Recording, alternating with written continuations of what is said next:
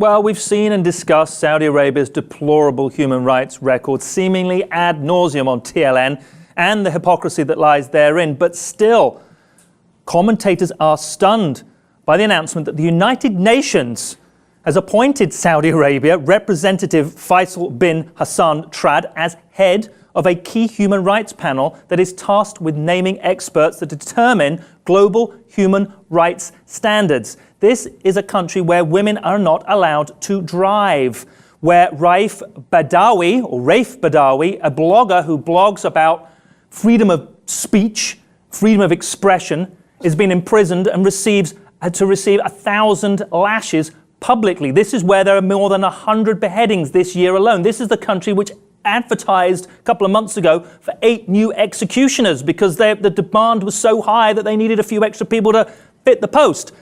So now, what do the United Nations do? Oh, well, they've made them the head of the Human Rights Council. They are going to dictate policy for human rights throughout the world.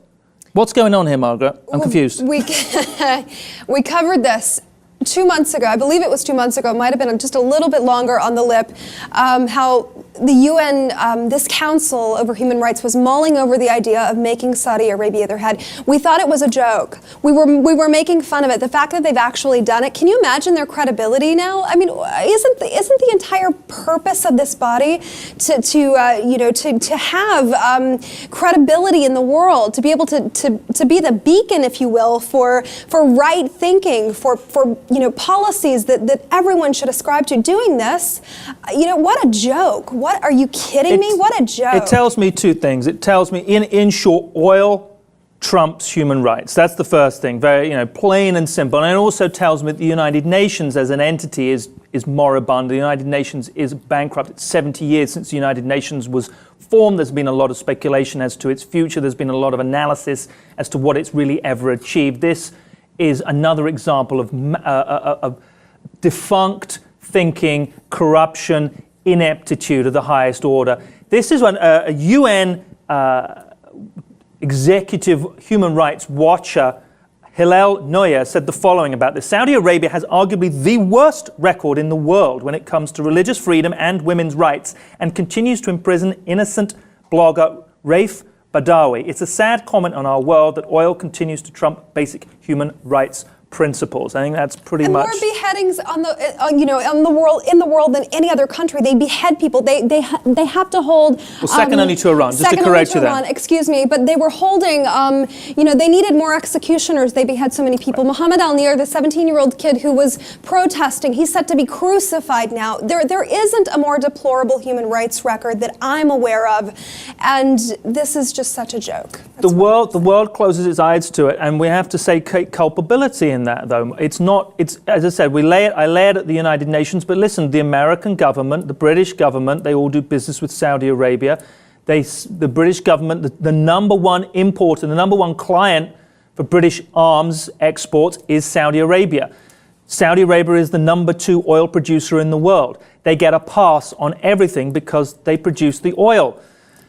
The paradox with Saudi Arabia, we could go on ad nauseum here about Wahhabism. A lot of our viewers, I know, it's the bedrock, the foundation of radical Islam. That's the paradox there, that they ostensibly are against ISIS and they're concerned about that, and they're launching attacks into Yemen, and they're US-backed attacks, UN sanctioned, but US-backed and facilitated attacks into Yemen. They're decimating the country. They're killing more people. They've killed more civilians. Those airstrikes in Yemen have killed more civilians than Al-Qaeda's managed to do. And yet everybody turns a blind eye to their actions because of oil. And really it's that duplicity. And this goes back 150, 200 years when the kingdom first discovered oil, or before that when the kingdom was carved up and there was a power play between the Russians and the British, and then a power play again between the Americans and the British, carving up the country. They discovered oil, and all of a sudden it forever changed the dynamic.